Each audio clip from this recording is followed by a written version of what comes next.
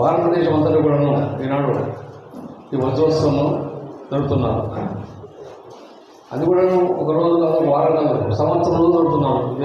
ఇది ఎక్కడ ఈ సంవత్సరం జరిగిన ఉత్సవాలు లేదు ఇక్కడ భారత రాజ్యాంగం వజ్రోత్సవం తప్ప. ఎక్కడ చెప్పాలంటే ఈ యొక్క సందర్భంగా డాక్టర్ బిఆర్ అంబేద్కర్ గారికి మనం ఎంతైనా కొనియాల్సినటువంటి బాధ్యత ఉంటుంది. ఇప్పుడే చెప్పారు, వరల్డ్ ఇంటెలిజెన్స్ డే అని చెప్పేసి అమెరికా వాళ్ళు గుర్తించారంటే నిజంగా ఏ నాయకుడు లేనటువంటి గౌరవం ఆయన దక్కింది డాక్టర్ అంబేద్కర్ గారు. మరి ఈనాడు ఆయన బర్త్డే కూడా జన్మదివసం 133వ జన్మదినోత్సవం. ఈ సందర్భంగా ఆయన బాగా టైం పడుతుంది, కోయిన్సైడ్ అయింది.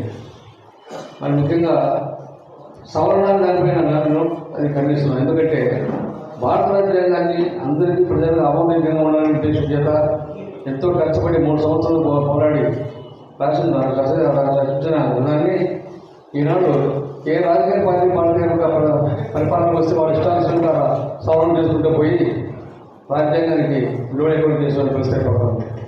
ఇది చాలా మంచి కాదు. మరి ఇటువంటి పరిస్థితుల్లో ఈ రాజ్యాంగాన్ని గౌరవించాల్సిన బాధ్యత ఉంటుంది. కాబట్టి మంచి ఉద్దేశించిన కార్యక్రమం జరుపుతున్నాము. ఇది ఈరోజు ఉభయ సభలను ఉద్దేశించి పార్లమెంటు రాజ్యసభను ఉద్దేశించి ద్రౌపది ముర్ము గారు, దేశాధ్యక్షులు గారు ఈ యొక్క వజ్రోత్సవ సందర్భంగా ఆయన ప్రసంగం జరుగుతోంది. మరి ఈ కార్యక్రమం 1 సంవత్సరంలో జరుగుతుందంటే కనుక చాలా గొప్ప విషయం. దాని ప్రజలకు పెద్ద అవగాహన కల్పించాలి. ఇప్పుడే చెప్పారు, ఈ యొక్క 49, 19, 25 సంవత్సరాలు దాదాపు 70 సంవత్సరం అయింది. కానీ ఈ జనవరి 26 అది గణస్వాతంత్ర దినోత్సవంగా జరుపుకుంటున్నాం.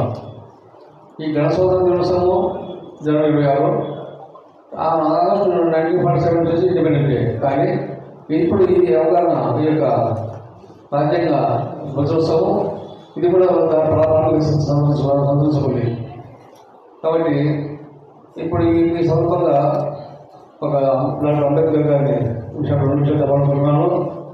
ఆయన ఇచ్చిన 2 సందేశాల్లో ఈ యొక్క దళిత ప్రదేశంలో బాగుపడాలంటే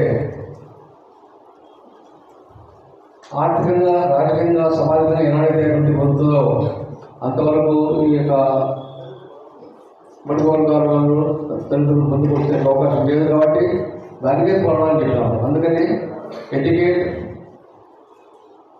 తర్వాత ఆర్గనైజ్ అండ్ అజిటేట్, అంటే చైతన్యపరచాల ప్రజలను, తర్వాత సమీకరించాలా, పోరాడాలా. ఈ పోరాడాలని వాడమైన ఈనాడు ప్రపంచంలో ముఖ్యంగా మన భారతదేశంలో పోరాటం లేనిది, ఉద్యమాలు లేనిది ఏ కార్యక్రమం కూడా నిర్వహించలేకపోతున్నాం. ఈ పోరాట పటిమ అనేది ప్రతి ఒక్కరిలో రావాలి. ముఖ్యంగా 15 వర్గాల్లో రావాలి. అప్పుడే మనం సాధించగలుగుతాం. అందుకని ఒక మాట అన్నాడు, జీవితం అంతా ఎల్లకాలం మీరు ఎప్పుడు మేకల మాదిరి ప్రవర్తించకూడదు, పురుల మాదిరి మీరు పెద్దగల, అప్పుడే మీ మేకల సంరక్షణ వస్తుంది జరిగింది. కాబట్టి ఈ యొక్క మంచి ఉద్దేశం చెప్పినట్టు మనవర్ గారు వర్ణిస్తూ ఈ కార్యక్రమం సజావులకు అందులో సహకరించాలని, ఇది ప్రజల్లో అవగాహన కల్పించే విధంగా ముందుకు పోవాలని కోరుతుంటాం.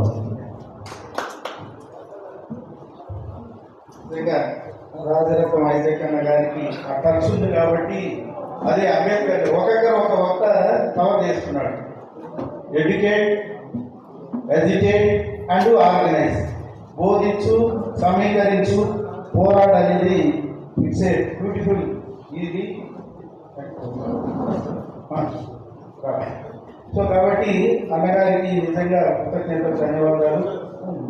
సో ఇప్పుడు వచ్చేసి మన జాతీయ చేతి వృత్తుల ఐక్య వేదిక పార్టీ జేసీఐపీ జాతీయ అధ్యక్షులు, ప్రముఖ బీసీ నాయకులు అవ్వారు మల్లికార్జున గారిని మాట్లాడవలసింది.